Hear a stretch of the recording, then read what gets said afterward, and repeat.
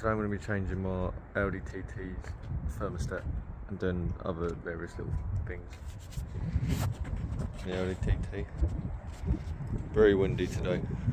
A couple of things I want to do. Change my thermostat, which I believe, or thermostat housing, which I believe is in there somewhere. Pull the tensioner, get the belt off possibly, or maybe just move the belt. And then I think I have to unbolt the tensioner to get to the third bolt for the alternator. And then it's just a case of replacing the thermostat housing. I think some of this piping has to come off as well. Might be easy. And then I want to tackle whatever monstrosity I've done here. Yeah, I want to tackle that. Maybe sand it down and paint it. And then another thing I want to do is the crash bar. Painted it black previously.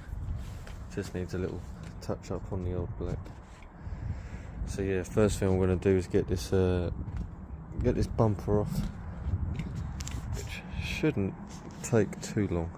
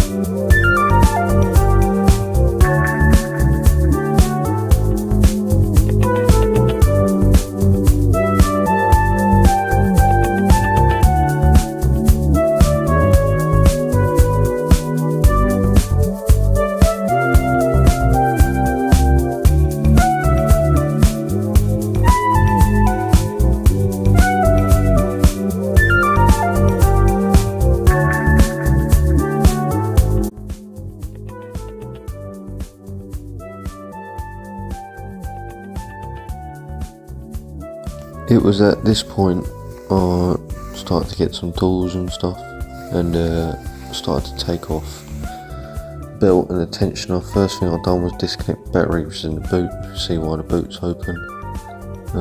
So yeah, pulled the tensioner with a 17mm spanner.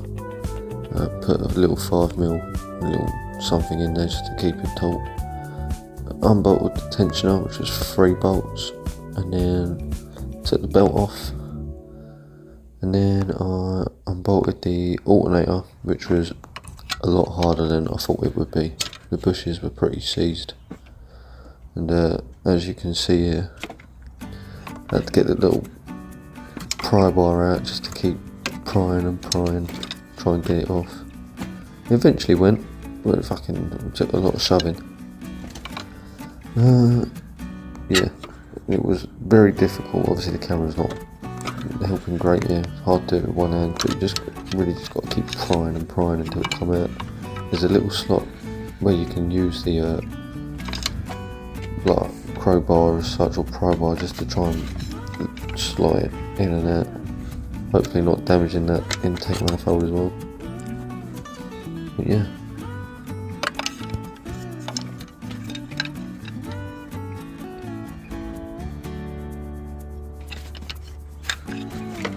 So yeah, just kept pulling and pulling, even from the bottom as well, just kept prying against it, using all my weight. Probably hear my voice. Yeah, it just didn't go, but then eventually it finally did go. And I'll tell you for free, putting them bushes back in, so obviously you have to like push them back in. You can see here that where my thumb is, that bush is supposed to sit flush, and as the bolt comes in and it tightens up, it pulls it back out. So yeah, long story short, that was pain in the bum. And then once I got it out enough, I've unplugged it, and there's a cap there where my finger is, and there's a 13mm bolt holding the positive out of it, and just behind that positive is another little clip that you can see there, nice little ring. But there is the thermostat housing. There's a hard line which you can see on the right hand side that has a bolt. There's 2 bolts there that actually hold the thermostat housing in, and then a clip at the bottom pipe that just pulls in and out and comes out. And then obviously the top was one of them clips that you need long nose pliers for. A lot of this is just clips really. This point just here put everything back together. Would be best to driven up the road. Coolant from 90 degrees bang on. Literally hasn't moved. Warmed up, 90 degrees. That's it. Stayed there. Did repaint the crash bar as well. So from a distance, you can't see it really. Just want to have a look at the coolant levels. It's just below the max. So I think that'll be fine. I might top it up before I leave work tomorrow. But yeah, everything's all back in nice. Looking good. Hopefully that's working.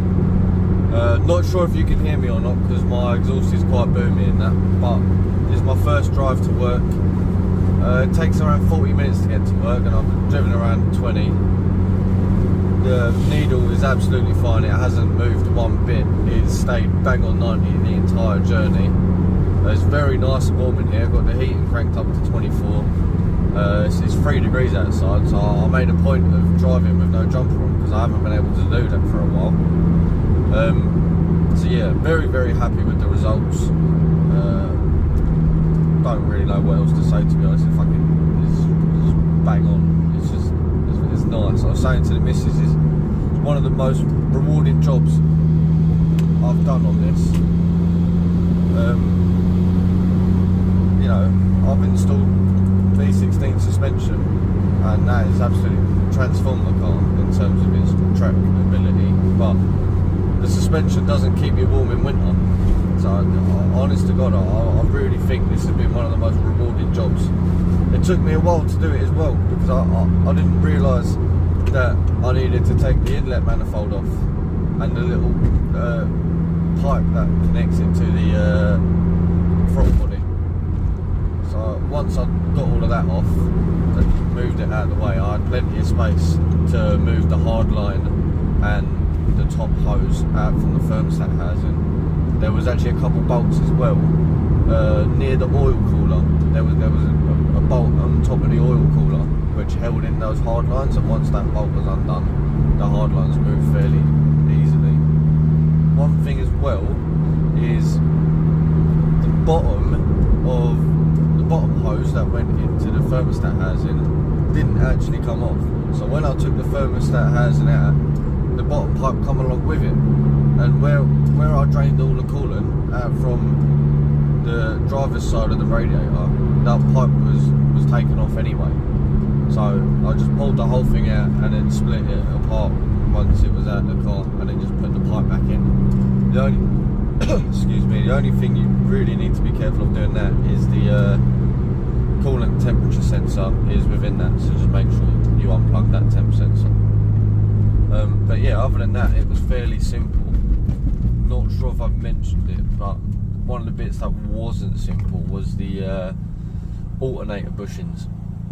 Obviously, once you take the alternator out, you have to make the bushes, you know, not flush, but put them in a little bit, just because where the, fucking hell, Laurie, that's pretty loud.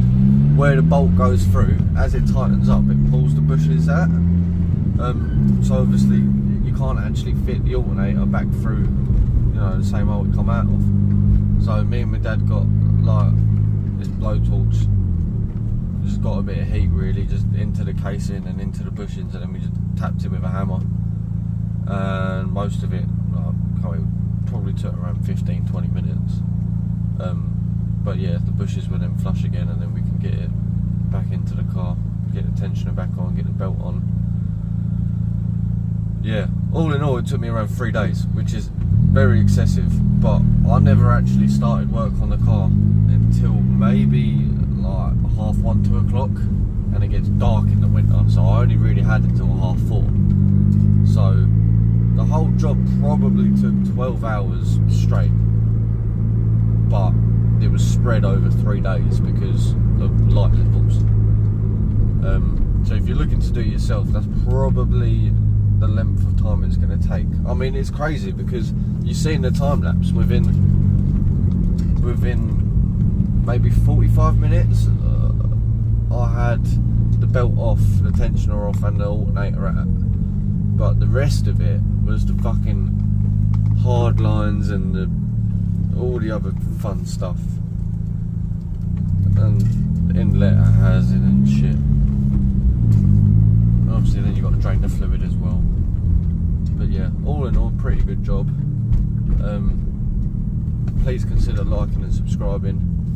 I'm going to be posting a little more frequently. It depends on how much car stuff I have to do really, and whether or not it's able to be filmed. But yeah, made it into work now, so better get off the phone and do something.